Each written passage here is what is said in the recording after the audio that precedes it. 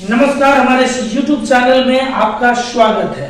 आज के इस वीडियो में हम लोग समझेंगे कि किसी भी जटिल यौगिक का प्रभावकारी परमाणु संख्या, किसी भी जटिल यौगिक के केंद्रीय धातु परमाणु का प्रभावकारी परमाणु संख्या यानी इफेक्टिव एटॉमिक नंबर कैसे ज्ञात करते हैं। देखिए, इफेक्टिव एटॉमिक नंबर जो होता है किसी भी जटिल यौगिक का, वो होता है कि किसी भी धातु परमाणु की परमाणु में उपस्थित इलेक्ट्रॉनों की संख्या तथा उसके बनने में प्राप्त कुल इलेक्ट्रॉनों की संख्या के योगफल को क्या कहते हैं? इफेक्टिव एटॉमिक नंबर कहते हैं। इफेक्टिव एटॉमिक नंबर को ज्ञात करने के संबंध में सिडविक नामक वैज्ञानिक ने एक फॉर्मूला दिया। सिडविक साहब ने बताया कि किसी भी जटिल यौगिक के केंद्रीय धातु परमाणु का जो इफेक्टिव एटॉमिक नंबर है वो निम्नलिखित सूत्र द्वारा ज्ञात किया जा सकता है। यह सूत्र है Z माइनस यानी EAN। EAN का मतलब हुआ effective atomic number. Effective atomic number बराबर होता है Z माइनस OS। OS का मतलब होता है ऑक्सीडेशन स्टेट, ऑक्सीकरण अवस्था। Z का मतलब हुआ केंद्रीय धातु परमाणु का परमाणु संख्या प्लस 2 into CN। CN का मतलब होता है कोऑर्डिनेशन नंबर यानी उपसह संयोजन संख्या। तो इस फार्मूला के सहारे हम किसी भी जटिल यौगिक का इफेक्टिव एटॉमिक नंबर को ज्ञात कर सकते हैं। देखिए, इफेक्टिव एटॉमिक नंबर ज्ञात करना बहुत आसान है। इसके लिए आपको छोटी सी बात तो आना चाहिए, वो है कि सेंट्रल एटम का आपको एटॉमिक नंबर याद होना चाहिए कि किसी भी जो केंद्रीय परमाणु होगा उसकी परमाणु संख्या कितनी है। और दूसरी बात कि आपको ऑक्सीकरण संख्या ज्ञात करने आना चाहिए। अगर आपको ऑक्सीकरण संख्या ज्ञात करने नहीं आता तो थोड़ा सा आपके लिए ये मुश्किल होगा इफेक्टिव एटॉमिक नंबर ज्ञात करना। अगर आपको ऑक्सीकरण संख्या ज्ञात करने नहीं आता है तो कमेंट बॉक्स में लिख करके बताइएगा, हम उस पर भी वीडियो बना देंगे। फिलहाल हम लोग देखते हैं कि किसी भी जटिल यौगिक का इफेक्टिव एटॉमिक नंबर कैसे ज्ञात करते हैं। तो सिडविक साहब का जो फार्मूला है EAN यानी इफेक्टिव एटॉमिक नंबर, वो होता है Z minus OS plus 2 into CN। आपको Z बता दिए धातु परमाणु की परमाणु संख्या, OS जो होता है वो होता है oxidation state plus 2 into CN का मतलब होता है कोऑर्डिनेशन नंबर। अब ये 5 सवाल बोर्ड पर दिया हुआ है, इसमें से एक सवाल मैं आपको बना करके बताऊंगा, बाद बाकी 4 सवाल आपको बनाना है।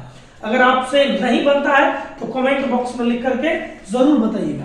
एक सवाल मैं बनाता हूं। तो सबसे पहला सवाल जो है वो मैं बना रहा हूं। सवाल है K4 FeCN का होल 6। इसका मैं निकालूंगा effective atomic number. Effective atomic number ज्ञात करने के लिए जो हमारा फॉर्मूला है वो कहता है केंद्रीय परमाणु की परमाणु संख्या। तो चलिए हम फटाफट निकालते हैं इसका इफेक्टिव एटॉमिक नंबर कैसे निकलेगा।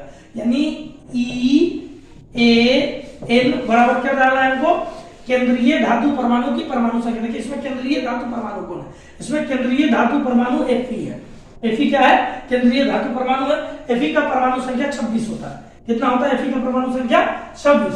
तो फार्मूला के हिसाब से हम यहाँ क्या रख देते हैं? 26 माइनस OS। OS का मतलब होता है ऑक्सीडेशन नंबर, ऑक्सीकरण अवस्था। मैं पहले ही आपको बताया कि आपको ऑक्सीकरण अवस्था ज्ञात करने आना चाहिए। अगर नहीं आता है तो थोड़ा सा मुश्किल होगा, लेकिन एक सवाल में हम आपको सिखाते हैं कि कैसे ऑक्सीकरण संख्या ज्ञात करते हैं। अगर फिर भी आपको नहीं आया तो कमेंट करके बताइएगा, इस पर स्पेशल वीडियो मैं बना दूंगा। देखिए, OX नंबर कैसे, जिसका OX नंबर OS नंबर निकालना है उसको हम लोग क्या मान लेते हैं? X मान लेते हैं। क्या मान लेते हैं? X। तो Fe का हमको OX नंबर निकाला है, यहां पर मैं निकाल देता हूं। तो K की संयोजकता कितना होता है? 1 होता है। K की वैलेंसी +1 होता है, इसकी संख्या 4 है। तो लिखेंगे यहां 1 into 4, यानी कि इसकी संयोजकता K की संयोजकता 1 और इसकी संख्या कितनी है? 4। जिसका निकाला उसको X मान लेंगे तो प्लस X। साइनाइड पर -1 चार्ज होता है। साइनाइड पर कितना चार्ज होता है? -1।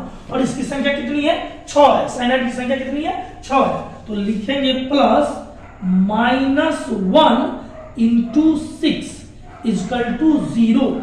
अब X का वैल्यू हम लोग ज्ञात करेंगे। 4 into 1 यानी 4 को 1 से गुना करेंगे तो आएगा 4 plus X plus minus minus 6 को 1 से गुना करेंगे तो हो जाएगा 6 इजकल टू 0। 4 प्लस x, हम -6 को बराबर के उधर भेज देते हैं तो हो जाएगा +6। यहाँ x को इधर रख लेते हैं तो x बराबर +4 को उधर भेज देते तो हो जाएगा -4, तो 6 - 4 x बराबर हो जाएगा, x बराबर हो जाएगा कितना होगा, x बराबर 6 में से 4 गया तो 2, यानी x बराबर हो जाएगा +2, यानी Fe का ऑक्सीकरण संख्या कितना आया, +2। Fe का ऑक्सीकरण संख्या कितना आया, +2, तो ये +2 वाला वैल्यू हम यहाँ पर रख देंगे। तो Xe का वैल्यू कितना आया, +2, तो मैंने लिख दिया 2 प्लस 2 इंटू Cn। Cn का मतलब होता है उपसंयोजन संख्या, यानी कोऑर्डिनेशन नंबर। कोऑर्डिनेशन नंबर जो लिगेंड की संख्या होती है उसी को कोऑर्डिनेशन नंबर कहा जाता है। तो यहाँ लिगेंड की संख्या कितनी है, 6। लिगेंड की संख्या कितनी है, 6। इसका मतलब इसका कोऑर्डिनेशन नंबर कितना हुआ, 6। तो इंटू यहाँ कितना लिखेंगे, 6। चलिए अब इसका क्रियाकलाप पढ़ देते हैं। तो 26 में से 2 गया, कितना बचा, 24 प्लस 6 दूना 12, दोनों को ऐड कर देंगे कितना हो जाएगा, 4 2 6 2 1 3 36, यानी इसका इफेक्टिव एटॉमिक नंबर कितना आया, इफेक्टिव एटॉमिक नंबर आया 36।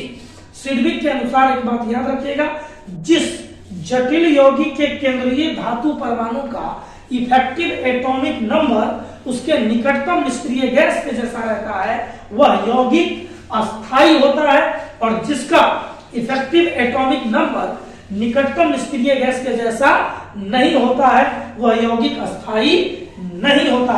इसका मतलब है कि इसके निकटतम निष्क्रिय गैस के जैसा है, इसका मतलब है K4FeCN का होल 6 यह एक अस्थायी यौगिक है।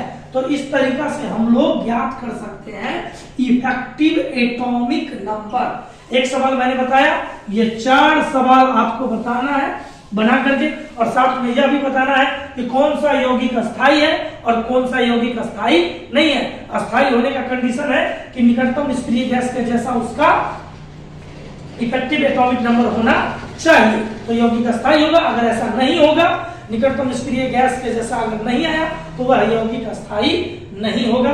तो चलिए अब नेक्स्ट जो 4 है सवाल, इसको बनाना है आपको, बोर्ड पर लिखा हुआ है, आप नोट करिए, इसको बनाइए। अगर सवाल आपसे बन जाए तो कमेंट में लिख करके बताइएगा, और कौन सा यौगिक अस्थायी है और कौन सा यौगिक अस्थायी नहीं है इसके बारे में भी जरूर बताइएगा।